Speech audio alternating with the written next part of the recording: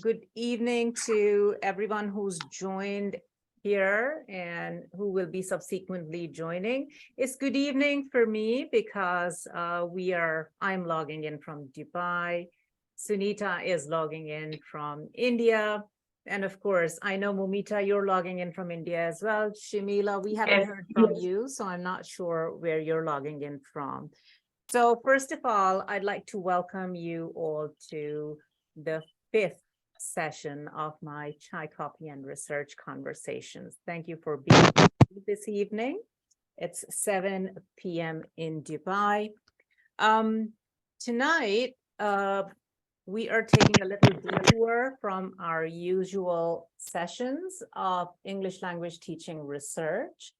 Most of our sessions have been on English language teaching research in Pakistan, but we're going to take a little detour tonight because we are almost around the spring break and it's time that teachers stepped back and looked at a little bit of self-care. This is where I'm grateful to Sunita for joining us tonight. So allow me to welcome Sunita. She is a very, very dear colleague and friend who we just talked about yesterday. We've actually known each other for 20 years. We first met in 2003. Quite interesting. Now, Sunita comes from the beautiful, beautiful Darjeeling in India. That's where we get all our teas from. And she is at present a mindfulness and happiness coach at the Banaras Hindu University, where she delivers workshops for students and faculty. She also collaborates with Happitude in India and the Tibetan Children's Village in Chantra, also in India. Now, interestingly, those of you who are from Pakistan will know that this Tibetan Children's Village is a bit like the SOS villages in Pakistan that take care of children and have families set up in little units. So that was very interesting for me to know. Now she runs mindfulness workshops for teachers, students, and also trains coaches in mindfulness and happiness. Academically, Sunita is an English language teacher like most of us. And she's done her master's in English language and literature from the Northeastern Hill University in Meghalaya, a postgraduate diploma in English language teaching from the Central Institute of English Language and Foreign Languages in Hyderabad. And then she's also done the CELTA, or Certificate in English Language Teaching to Adults. That's how the two of us met for the first time. We did this together. Before she became a mindfulness coach, Sunita was an IELTS examiner at the British Council in Dubai, as well as faculty at the Higher Colleges of Technology in Dubai. She coincidentally came across this mindfulness business when she attended a month-long summit. And since then, she's made it her mission to teach or help the rest of us understand how essential mindfulness is for our well-being and our learners' well-being. I shouldn't talk a lot about the session. I should let Sunita take over in a moment.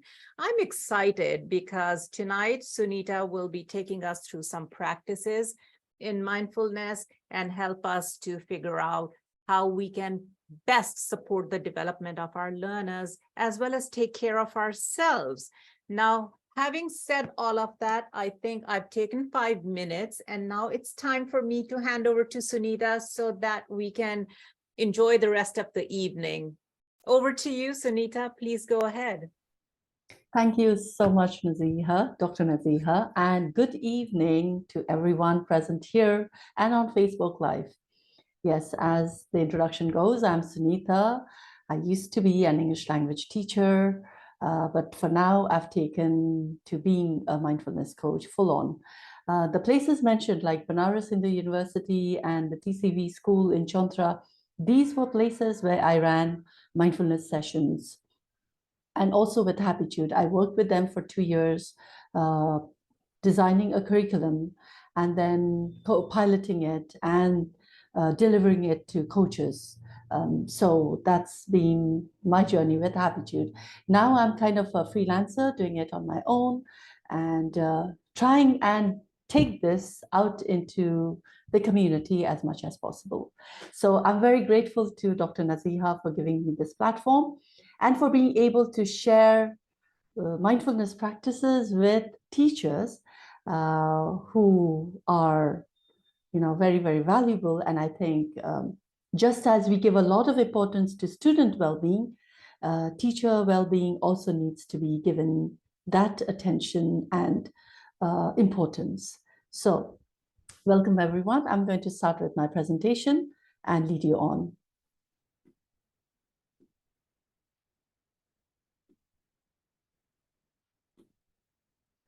Okay, so happy teachers make happy students. And the first thing I want you to remember is you matter. You are significant, you are important, and you make a difference. So teaching, as you know, is a profession where we always put others before us, right? And yes, that's important.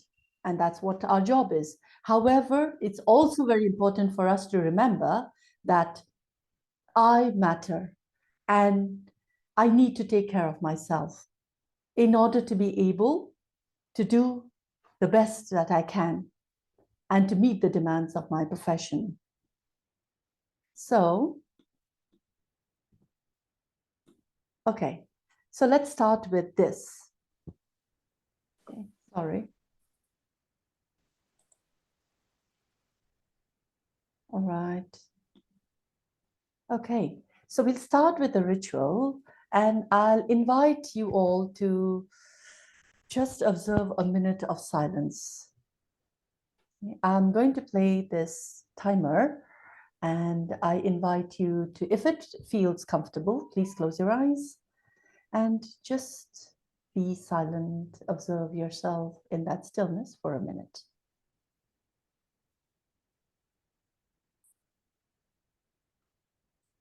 Recording in progress.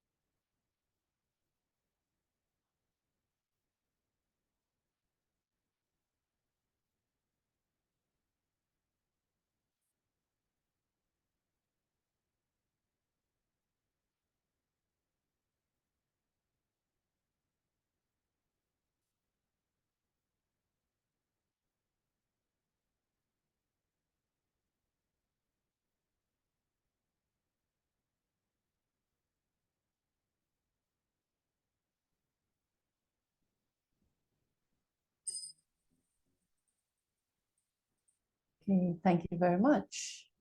Thank you. So I'm going to ask you a question. And so this is an interactive session, so please feel free to turn on your mic and share or write in the chat window. So the first question is, how do you feel right now, or how are you feeling right now?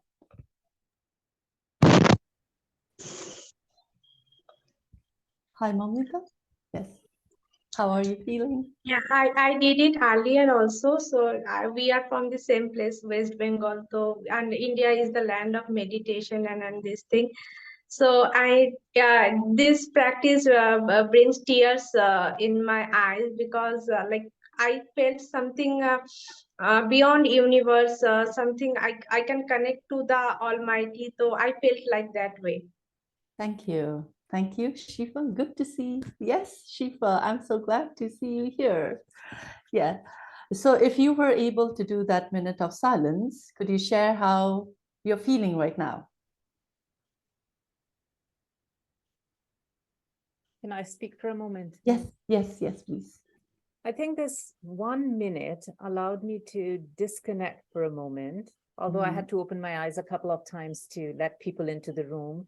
But it just allowed me to disconnect from everything around me.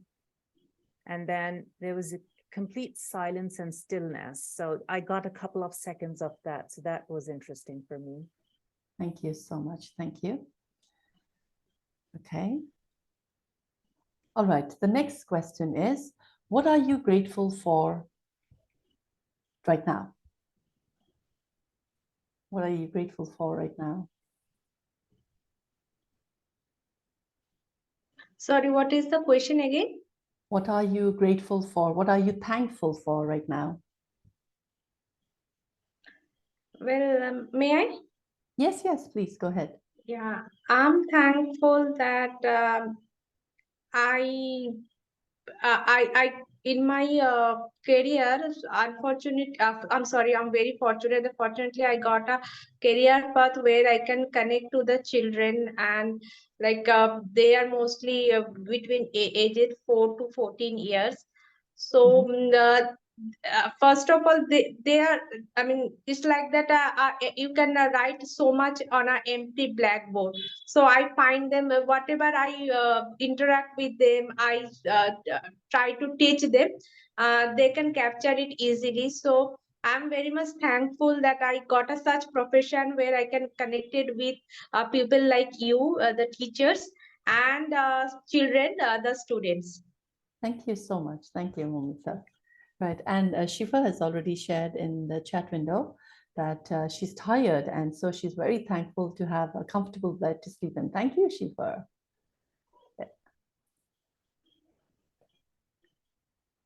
Okay. So, right. We'll move on if there are no more answers. Okay.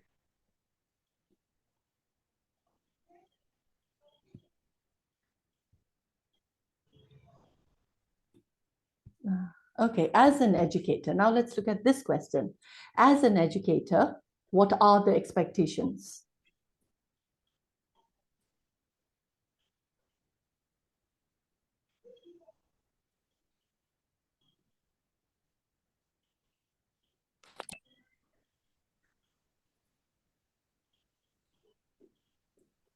Sunita, would you like us to just speak? Yes, yes, I think it would be good to just speak. Okay. So, as an educator, I feel that there are incredibly extra demands. Okay. Is Yes. my voice echoing, perhaps? Yeah, right, right. It's Sorry. echoing. Yeah, I think I'm connected in two places. Sorry Sorry about about that. Mhm.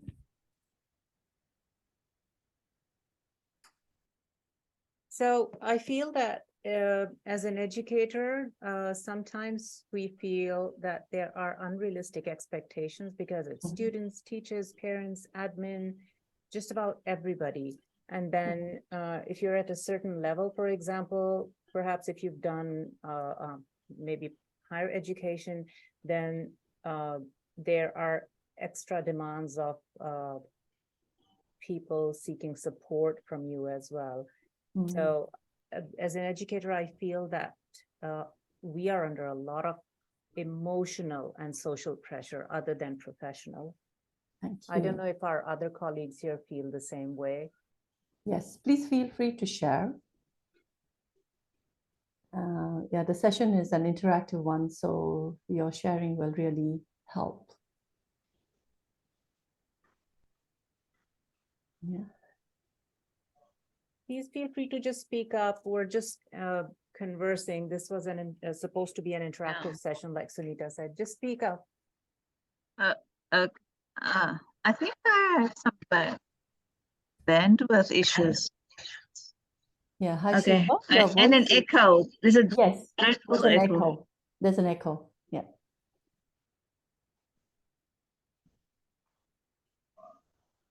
I think you've signed in. Yeah. Okay. Yeah, okay, now I'll Mm. probably write something because the echo's terrible. Okay. Yeah. All right.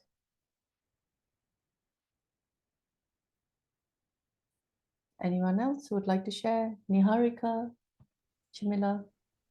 Hi. Hi. Yeah. Yeah. I think expectations as an educator are, to finish the syllabus in time, the work in time, and all of that. But parents of the students, there are very few parents who are like looking for some emotional support for the children in the classrooms. And to be an effective teacher, whenever I conduct sessions with my students, I make sure that they are in a good mental space to learn at that point of time. Okay. Because if they are not, then no matter how much I'm going to teach them, give them more information, that's going to be all useless. Okay. So I think taking care of the child's mental health, making sure how he's feeling, you know, sometimes like this happened today in my class that the kid did not do homework after like a lot of times. So I was just figuring out why he didn't do it, if he couldn't see where the homework was assigned. And then his mom came into the class. And then I explained it to her that this is where the homework was uploaded, etc., etc. So then the video was off. The call was on mute. Yelling at the kid like, why didn't you do it on time, etc., etc. And then the kid kind of felt low and sad afterwards. So I got that. So then I tried to do some breathing exercises with the kid, and then he felt better, and then I continued with the class. So these are like minute things that are absolutely necessary when you're interacting with kids. Okay, thank you. Yeah. All right, and Shifa writes, even with all the pressures on teachers, you still need to show up for learners. Effective teaching is being present and prepared regardless. Yes, absolutely. All right, and so it's already, I think, your response covered both the questions. The level of expectations are overwhelming, overwhelmingly high, especially if the support system from the institution's end is more focused on the students alone and not on teachers. This is what Chimila says. Okay, so that's the background of what is expected of an educator. Then the truth. Okay, what is the truth? We just talked about this, right? That teaching is demanding, tiring, too many expectations, needs a whole lot of focus, creativity, patience. You need to be wearing the creativity hat all the time. Sacrifice, it's time consuming. And as a result of this, what happens? There's stress, anxiety, burnout, unhappiness. And teaching, usually teachers are teachers because they love the profession. And I think this is the answer you get from most of the teachers. Why did you become a teacher? Because I love teaching. However, in the process, what happens is you really begin to question. That's exactly what happened to me. At one point, I asked myself, am I really doing the right thing? And if I am doing the right thing, then why am I not happy? That's what teaching can do, the demands, right?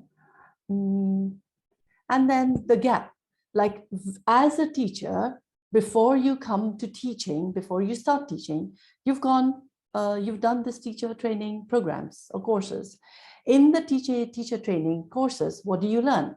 How to plan a curriculum, how to assess learning, classroom management strategies, different teaching styles, multiple intelligence, learner styles, so on and so forth. Everything to do with delivering a good, a class. However, what is not provided or what is not taught is how to manage different personalities. In a class of 40 or 20 or 70 students, those 70 students are 70 different personalities. So do we really learn how to deal with these personalities? I don't think we even get to hear about this. It's not even mentioned what a classroom environment will be like. How to mentor and coach, because as a teacher, it's not just about teaching and delivering. You also need to, just as Niharika mentioned, you also need to be a mentor, a coach, an advisor. How to navigate your own emotions, how not to be caught up in this self-blame, and how to deal with stress. So here, that is why we need to have teacher well-being very much in the institution, just as student care or student well-being has become very essential. There's so much being researched, talked about, implemented. Similarly, especially in now after the pandemic, teacher well-being is as important, because if a teacher is happy, then she or he is able to better engage with students, build resilience, have the ability to regulate emotions, be more positive and accepting of the situation, which is very, very challenging. We know that. Perform better, achieve those academic, results that are expected, because teachers are like, you're expected to be a magician sometimes, but you're not a magician. So, better social relations. And it's also important, just like how we reboot our machines, our gadgets, teachers need to reboot too. And then have that worth and purpose, which, as I mentioned earlier, we begin to question because of the stress and anxiety that comes with the demands of the profession. So the 5 key areas that I'm going to focus on today are these: cognitive, related to thinking, emotions; social is connections, and who can I rely on? What sort of social connections do I have? Then physical, and meaning and purpose. Okay, I'm going a little, quickly, because I really want to give time for the activities. So cognitive well-being is about our mindset. It's about how I think and talk to myself, because thoughts are powerful. They direct our attention and our focus. So negativity bias is something that we are born with. Very naturally, whatever the situation is, the first thought that comes into our mind is negative. I might lose my job, or I might be shouted at. This might not work. So that is inbuilt. And in the past, like in the time of our ancestors, this was okay. Why? Because the environment that they lived in was one where it was lurking in danger. So they didn't really have the time to think and sit back and think. They had to act instantly. Things have changed now. We live in a fairly safe environment.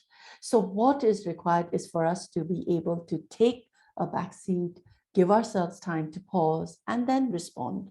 So how can we do that? The first thing is rewirings. Now, everyone knows about neuroplasticity. Unlike in the past, we now know that our brain cells can be reformed. It can be the nerve cells, the neural pathways can be changed, can be redirected. So how can we do that?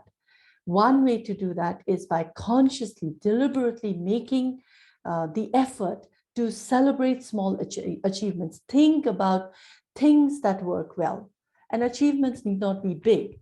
Like some of the examples I have here are like all the students coming to class on time, or a successful class. You prepared an activity, and to your surprise, all the students were highly engaged. It was very productive. So celebrating that, the result of that activity, a nice email that you received from a colleague or from your supervisor, or an appreciative note from your student, or even a thank you from your student. So acknowledging, noticing, bringing that thought into the mind and noticing how that feels. Because that's what rewiring is. It helps to reform, it helps to bring out that feeling of happiness. And a quick chat with a colleague, like you're passing by and saying hello to a colleague, and your colleague says, "Oh, you look good today." So acknowledging that, expressing gratitude and saying, "Oh, thank you." And a greeting that you entered your workplace. Like I was in Dubai, I'm in India now, like a month back I was in Dubai, and I planned to visit my workplace, which means I went back to Dubai Women's College. And as soon as I entered the gate, there was this beautiful lady, the security. She said, "Oh, Miss Sunita, you're back. I'm so happy to see you. Are you joining again?" And it just made my day, because it was unexpected. So acknowledging that, just that greeting from someone and unexpected, that really makes your day. So thinking about making that effort to focus on small achievements. So here, there's an activity that you can do right now. One is recall a help that you received or a kind gesture. So today was, I bet, a teaching day for you, Tuesday. So what was something nice that happened at work today? Would you like to share? Something small. Somebody helping you with your pile of books. Somebody stopping by to say hello to you. I think I find joy in that last point that you mentioned, where someone acknowledges you and smiles at you. So one of my happy moments is when I walk into the building and then I greet the person who's the cleaner right at the entrance, and then they smile back and actually ask me, so how are you doing? So that really makes me happy because, it's something small, but it's just setting the tone for my day, that it's not just colleagues, but others in the building as well acknowledge you. I mean, maybe I made their day as well by asking them, but this is how it made me feel. Absolutely. Yeah. Thank you. Because it's a community, and it's everyone's contribution that makes that place. So acknowledging, and yes, thank you so much, Dr. Nazia. That's really beautiful. Yeah. Anyone else? An acknowledgement you got or a compliment that made you smile today. So what was it?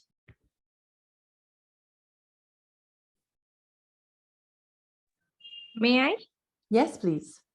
Yeah, today actually I don't call anyone boss. I call them mentor because I learn a lot from them. They guide us. So my mentor, she was not able to join the office, but she was continuously supporting me through WhatsApp. I kept him messages. I sent him sent messages, and she replied, guided like that way. So this is I think the good part, communication and guidance I got today from my mentor. Thank you. Beautiful. Yes. Shifa's text is really nice. It's making me feel hungry. All right. Yes. Someone gave me a delicious dish of chickpeas out of the blue, and I went, oh, beautiful, Shifa. Yeah. How thoughtful. Thank you. Yes. Yeah. I know. Like I remember teaching, being at the higher colleges. You come back to your workstation, and there'd be some chocolates or a nice note, and that would just be, so beautiful. Like you walk into your workstation and you find a beautiful note. And a surprise, like you don't know who's left it, but yeah, just having someone care for you and appreciating that. Yeah, so similarly, recall something nice that you did for someone today that made the person smile. What was it that you did today? Anyone?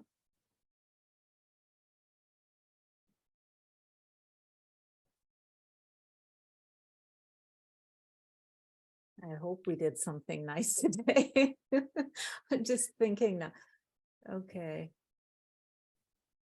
I may have held the door for somebody who was trying to drag a heavy trolley into the building when I got back home. Yeah, Oh, I thank did. you. And they said thank you, and they had a lot of stuff in their cart. So Thank you yeah. so much. But Yeah. I did it unthinkingly, but I'm sure it helped. I would love that if somebody did that for me. Yeah. And just when the person said thank you, how did you feel? I felt great. I thought I Yes. had done something really nice. Right. Yeah. So that is important. Noticing how you feel when somebody appreciates, or how other people's act of kindness makes you feel, and deliberately bringing your thought to it in order to focus on the positive rather than naturally fall on the negative. And that's important for our well-being, for our happiness. There's a message here. I have a student who I tutor, and I told him what skills he already has. Yeah, thank you, Shifa. Yes, empowering students, telling them that they are already good in something. Sometimes they need to hear that as well. Beautiful. Thank you, Shifa. So Rumi says, remember to protect yourself from your own thoughts. I think that's so simple yet so powerful. And William Arthur Ward says, feeling gratitude and not expressing it is like wrapping a gift and not giving it. So how important it is for us to say thank you. And also when somebody says, when you say thank you and that person appreciates, to not acknowledge and to notice. So positive thoughts, very important, cognitive thinking. Can I think positive? How can I deliberately think positive? What are those? And life is a celebration. Every moment something good is happening. It's just that we have this negativity bias and we let go of those good things, right? So making the effort so that there is that rewiring happen. And then slowly it becomes a natural part of your being. Can I add something here? Yes, please. Sunita, I think with the way we work, especially teachers, the hours we work, the exhaustion that we experience, and at the end of the day, when you get back, it's a little challenging to think of all the good things. Generally, the tendency is to think, God, I had such a rough day. I really don't want another day like this. So that is quite natural, Yes. So perhaps what will help us to know how to consciously avoid that despite being mentally, physically, emotionally exhausted. And most days we think what an thankless job we are in, Right. Yes. Yeah. Yes. So thank you. You just brought in the next point, which is emotional well-being, right? So the first one was about what is the story that I tell myself? And Dr. Naziha very, very, clearly brought out that as a teacher, the real scenario is that we are worked up. At the end of the day, you're dead tired. And there is no energy left to really recall all those good thoughts or good things that happened. So then I come home drained, completely drained, no energy. But then it is important to go inwards and check what is the inner weather like. And it's not about avoiding, because that is more harmful. It's about recognizing, being present, giving it that attention. If I am dead tired, noticing that I'm dead tired and acknowledging, yes, I am tired. Because usually here, the question is, how do you manage your emotions? Do you recognize, acknowledge, and process, allow it to be processed, or do you ignore it? Or do you even refuse to notice it? So that's important.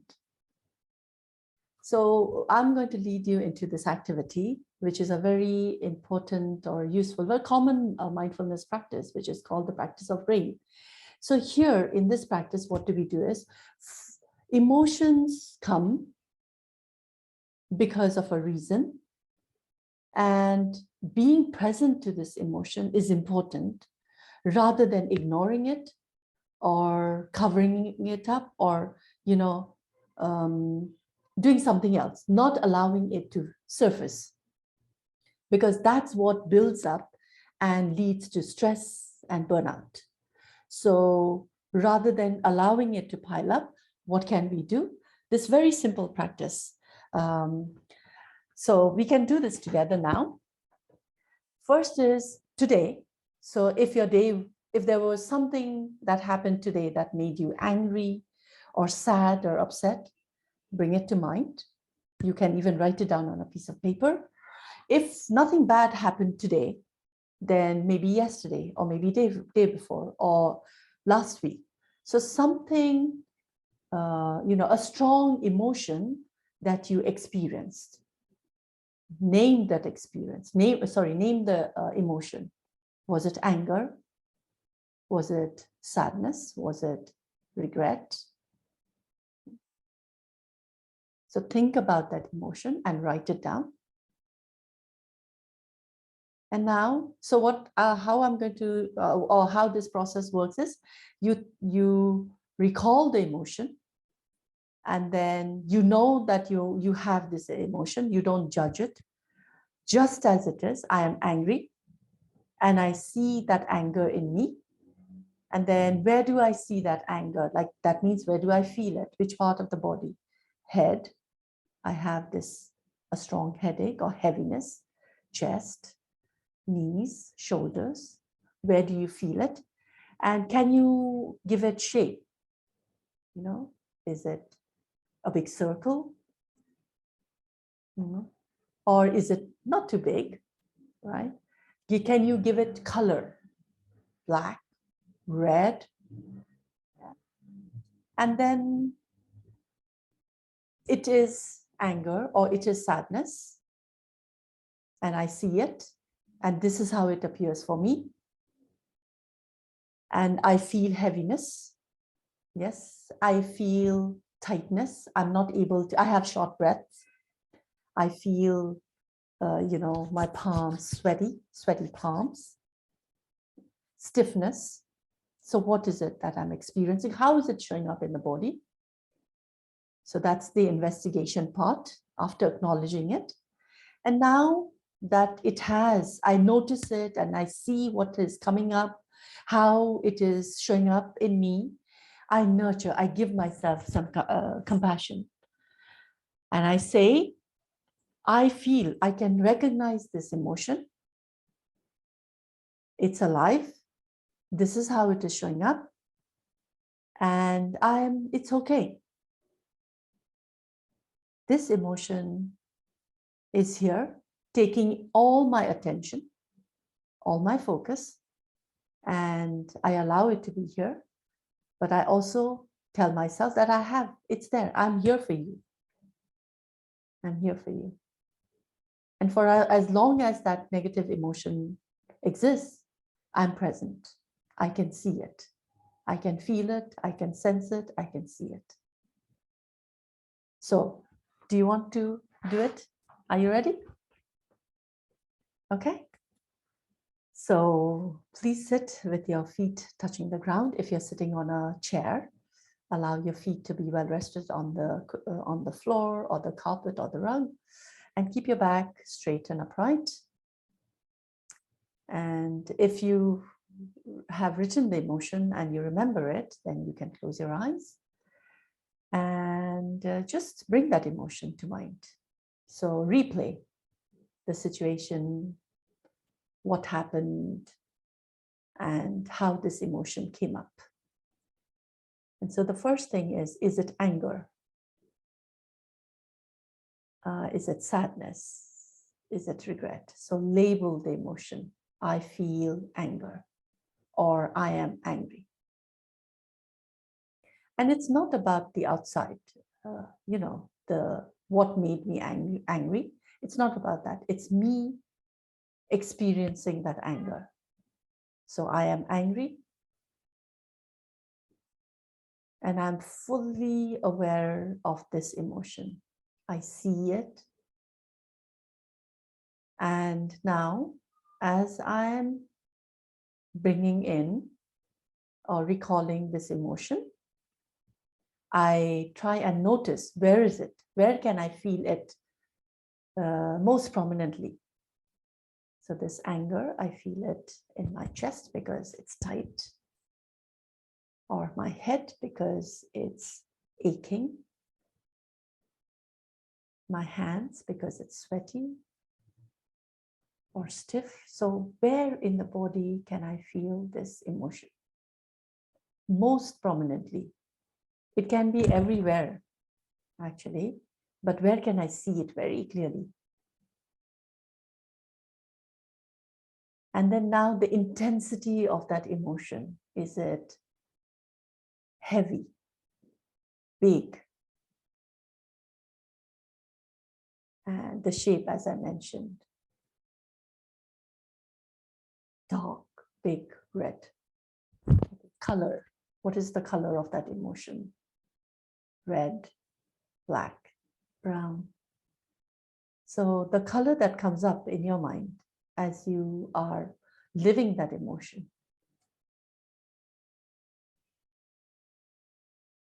And then, so that is the investigation part of the emotion as it shows up in the body. And then the tightness, the stiffness, the heaviness, the headache, short breath. Okay.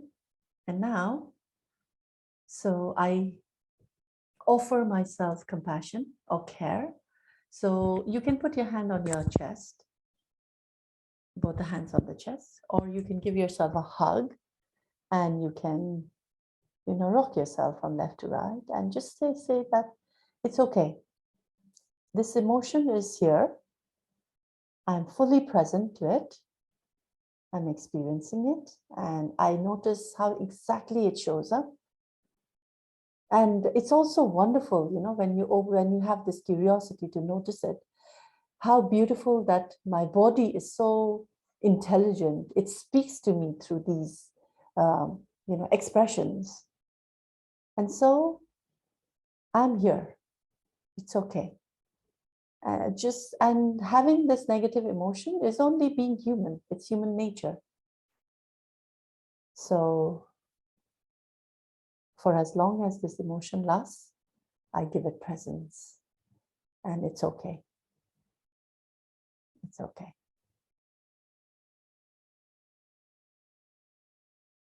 I'm here.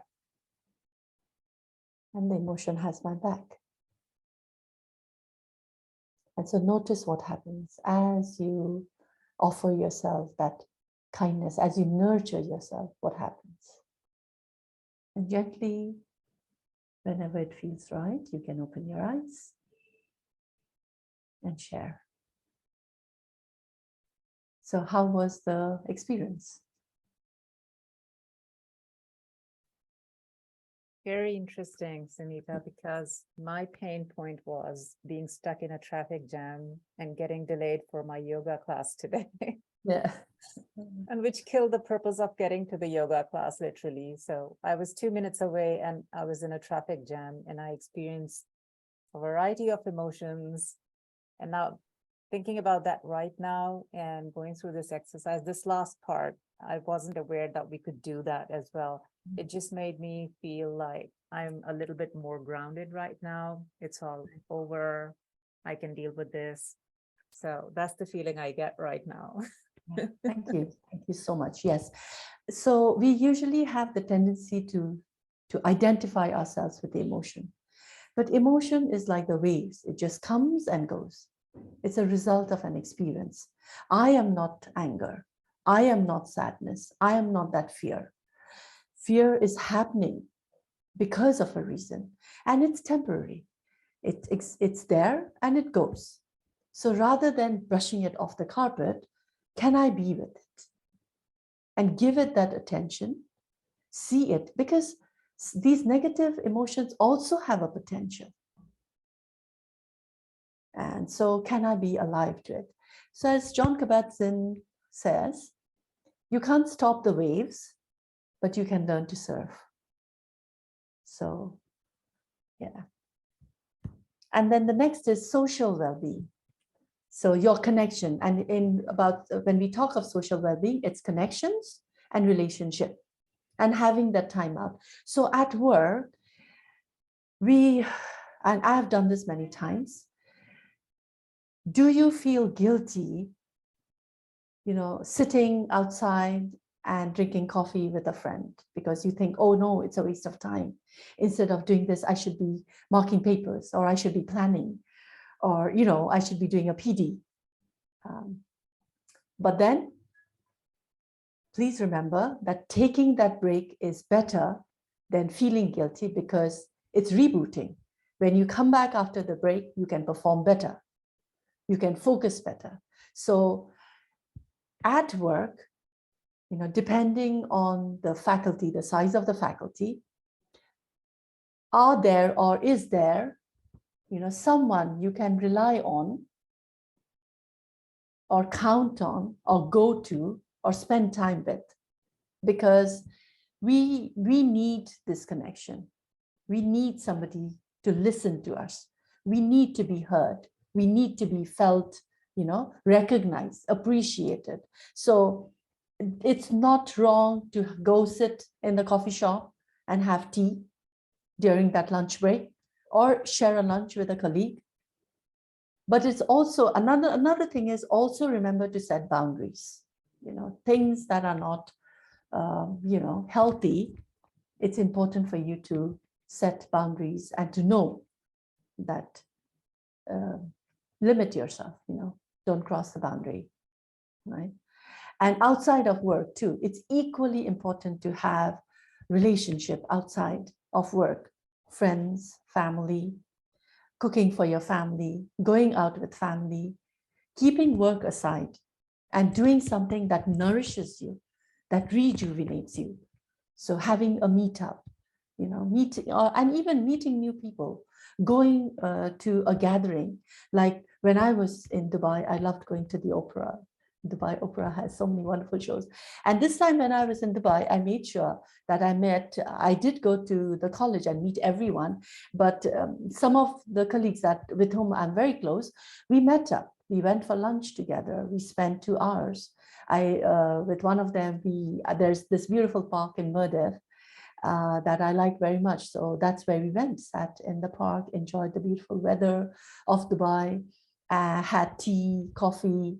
She had a lot of things to share with me and I had a lot. And so just giving ourselves that presence, just connecting, left us feeling so much more relieved, enriched, and that bond that we share stronger. Like Dr. Nazia already mentioned, we've known each other for 20 years, and that 20 years has just gone by. There has not been a time when, that relationship has suffered in any way. So that's important, that connection, someone that you can go to in times of need. And that you'll be heard, that you'll be given that listening ear, that support. So very, very important, your social circle.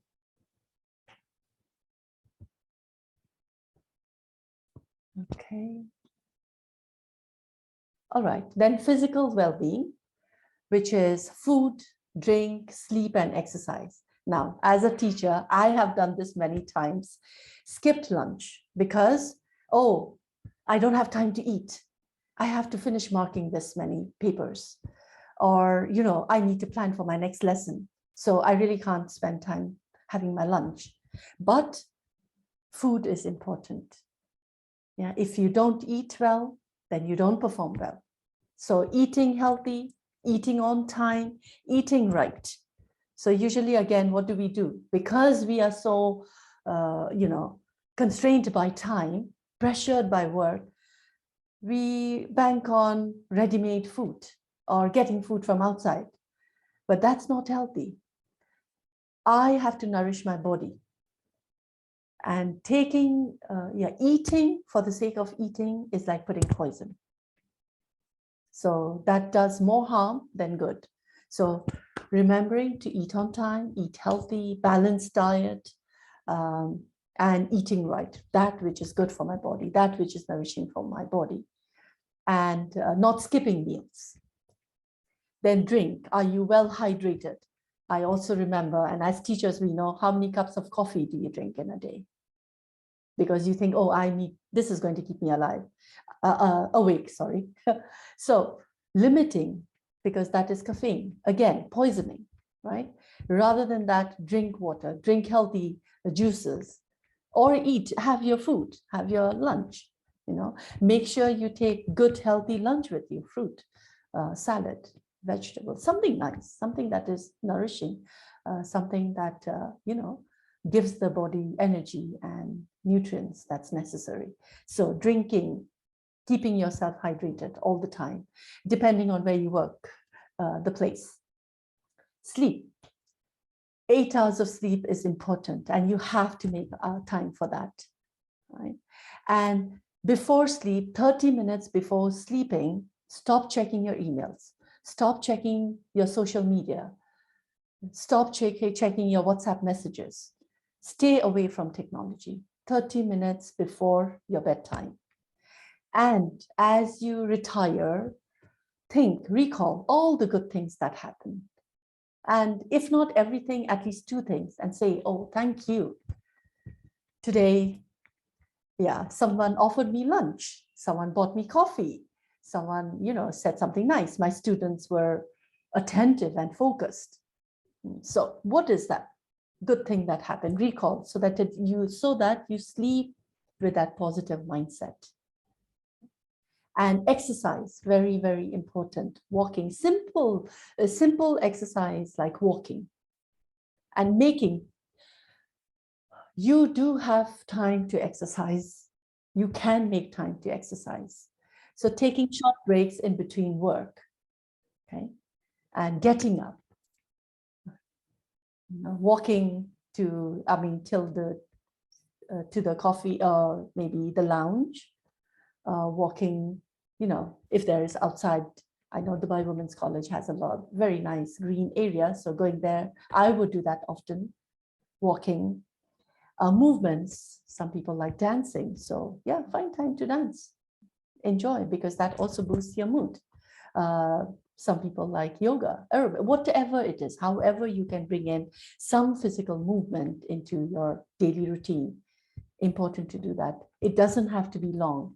If not 30 minutes, 10 minutes, 5 minutes, 15 minutes, as much as it is possible, and any time of the day. Okay? So for your physical well-being, because it's important to move, to have energy, channelize itself, not blocked. And then lastly is having meaning and purpose. So here are a list of questions that you can ask yourself. What is it? What is your intention? What is it that motivates you to come to class every day, to teach? The first question is, why did you become a teacher? What do you love about teaching? So let's look at that. What do you value about your role as an educator? So are you really making a difference? These were some big questions that I asked myself, and that's how mindfulness came into the picture, because I really began to question. I felt like, when I saw that disconnect, I thought, what can I do better? If I am to continue being a teacher, what can I do better? Because I don't see any value in just coming to the class and doing, completing that set syllabus. How can I be that person with whom my students can connect? How can we have that human one-to-one connection? And so what do you see teaching? Do you see teaching as a job or as a calling? So is it a way for you to just sustain yourself in terms of a way of earning? Or is it a calling? And what do you want to, what would you love to leave behind? The legacy that you would love to leave behind. And who would you like to be remembered as? So asking these questions will bring in that meaning and purpose. And if there is to be a change, there is to be a change. So take risk, don't worry. Life will sustain you. There is a way out. But what is important is for you to know that you are happy, genuinely happy. Because if you're not happy, then your students are not happy. It affects, it's like, it's a chain, it's a loop, it's a circle. It goes on from one to the other, and that negativity will spread. So important to notice. Okay, in the chat window, wish we could, okay, Dr. All right. Okay. Now, finally, so talking of happiness. So happiness is of 2 types. Hedonic, which is self-gratification, and it's external, short term. It's like someone giving you flowers. What happens when you receive that bouquet of flowers? You're elated, right? And does that last the next day or the week after? No, it's fleeting, right? Eating chocolate cake or having an ice cream, going out with friends, lazing around, taking time off. These are short-term happiness. And then you have eudaimonic, which is long-term happiness. That comes with a sense of achievement or accomplishment, like getting, driving is very important in Dubai, right? Getting a driver's license, learning a new skill, getting a degree, achieving something that is big, achieving a goal that you set. And so that is an accomplishment that stays on. And this is long-lasting happiness. But for our well-being, we need both. Maybe the first one, hedonic, to some extent, not to be too indulgent in that, but once in a while, it's important to indulge. Go binging, eat once in a while. That's okay. That makes you, if that's what makes you happy, if that's what you need at that time, do it. It's okay. Just that it should not be a part of our daily routine. Right? So for one's well-being, both are needed, hedonic as well as eudaimonic. So thank you very much. We still have about 4 minutes, and I intend to lead you to this breath awareness meditation, and I promise it's just going to be 3 minutes. Okay, so please, again, before we close, I invite you to sit with your back upright, your feet on the floor, hands on your lap with palms facing upwards or downwards. And if it feels right, you may close your eyes or just lower your gaze so that there's less distraction. And as I said, I'm going to keep this very short because we don't have much time. So I invite you to take 3 deep, forceful breaths. So breathe in, breathe out. The second one, breathe in. It's a forceful, deep breath. And then breathe out. The last one, breathe in. And breathe out. And now it's normal breathing. Breathing at a normal pace, and you just anchor yourself. You notice, see where that normal breathing is most alive for you. So do you notice it in the nostrils, the air going in and out? Where do you feel it? So take your attention to your nostrils and feel the air going in and out. Or it could be the back of the throat. Can you notice the movement of the air there? So the body has a natural rhythm as you breathe in and out. And take your attention to the chest area. And can you see the movement in the chest area?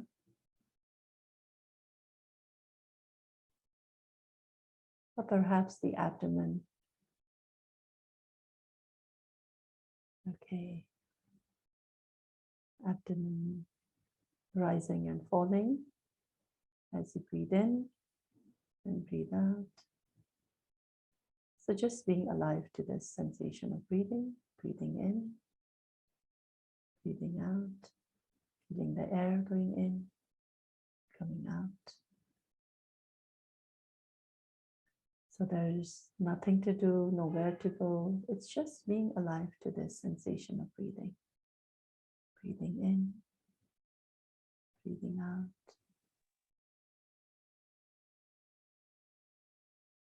And the mind may be lost in thinking. The best way to bring it back is to anchor again in the breath.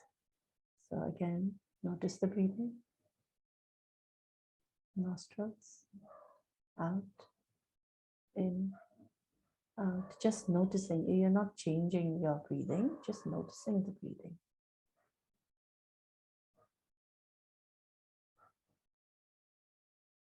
So now for the last time, you notice the complete in-breath and out-breath. So right from the time it starts, so breathing in, breathing out, breathing in,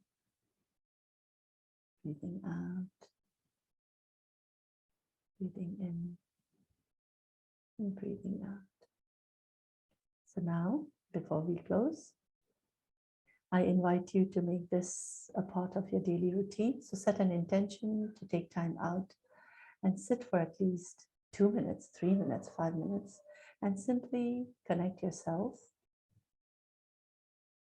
with the help of your, taking your attention to your breathing. So thank you very much. You may open your eyes whenever it feels right. So thank you very much. I truly hope there was something that you could take from this session.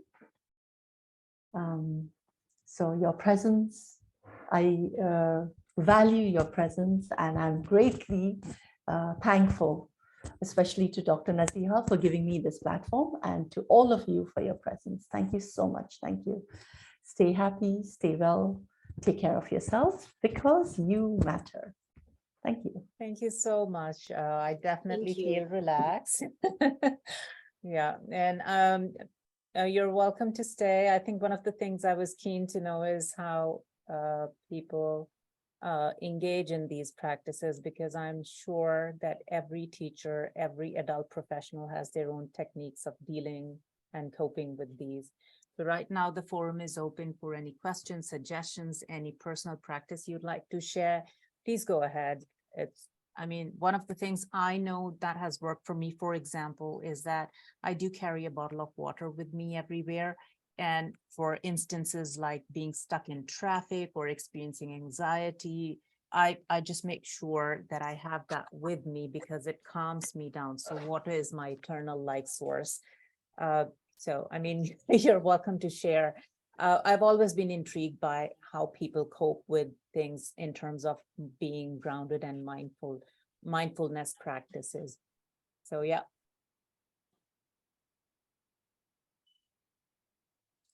I'll say Hi. something. Oh. Oh, No, it's okay. Go ahead. okay. Yeah, it's so interesting, Sunita, that you would introduce the rain meditation, because just a few days ago, I've known about rain for a while, and the practitioner who does it, Tara Brach, she's the Buddhist teacher who promotes it, and I learned about it a few years ago, and then as you go, you do other things in the meantime. And then just a few days ago, I was listening to a podcast, and I came back to the rain meditation. And here I am listening to you talk tonight, and you're also mentioning rain. So definitely there's a message in it for me to be continuing with the practice of rain. So I'm really pleased that it's being reinforced. So thank you for reinforcing it. It's a really special practice, and it's such a short thing, but very meaningful. Thank you so much, Shifa. Yeah, even just writing down helps, So yeah, thank you so much, Shifa. Niharika, go Hi. ahead. Yeah.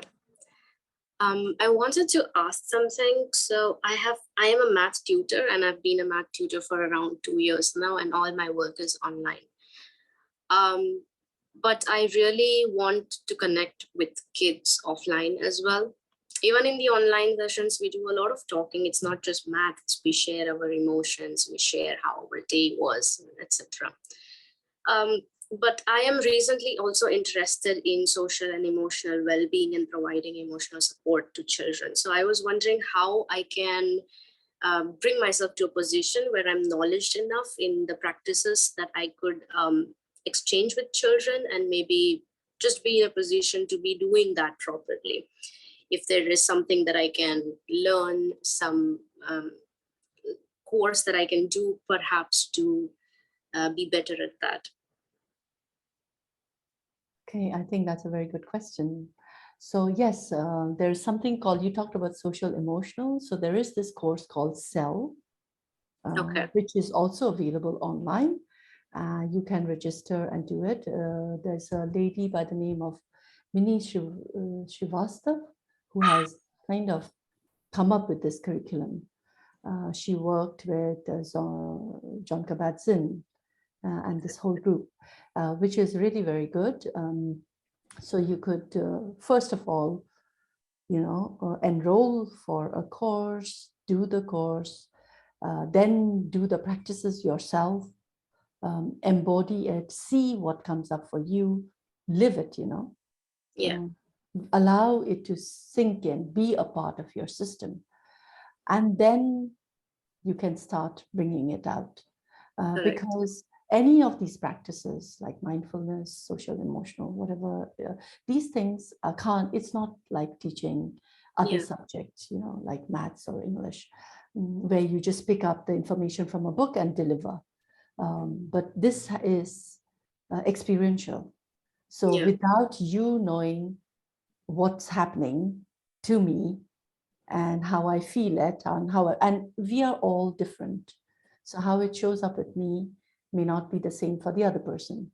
So I must do it for a long period of time till I know that this is what I'm experiencing. This is how it comes up. Correct. And Correct. then I know what you're talking about. Yeah. Yes. Yeah. And then be able to, deliver. But then I think you're doing a good job because you also, not only do you teach math, but you have that space. Another very important thing for students as well as us is having this platform or space where you can talk. Because today, because of digital technology, especially the phone, I don't think we communicate with each other anymore. We do it virtually, but virtually is not real. So yeah. So yeah, I hope that's helpful. How is it spelled? Cell? Is it CELL? No, SEL. SEL. Okay. Yes. Yeah, I think Social emotional learning. Sunita, this is a great yeah. point for you to share some resources that we can look at for those of us who are interested. I'm sure, like me, everybody else might be interested as well. So, I've noted down CEL, but if you can point us in any direction, so that would be nice. Yeah, and if you would like to learn to, if you are already a mindfulness practitioner, or if you want to learn mindfulness, then I'm not promoting myself, but I can, I have been teaching mindfulness. I've also been coaching coaches. I have actually prepared a curriculum for young teens, for young adults. So, and I have been kind of empowering teachers and coaches how to deliver this so that they can incorporate it in their classroom, 5 minutes before the class or in between class, whenever that is needed. What are some of the skills that you can bring into your everyday classroom? So yes, please feel free to reach out to me anytime. Why don't you leave your contact in the chat box? Yes, I will. Yeah. So yeah. And I think, if people are interested in reading up on this and then getting formally trained, they're welcome to get in touch with you. this is my email and my Great. WhatsApp.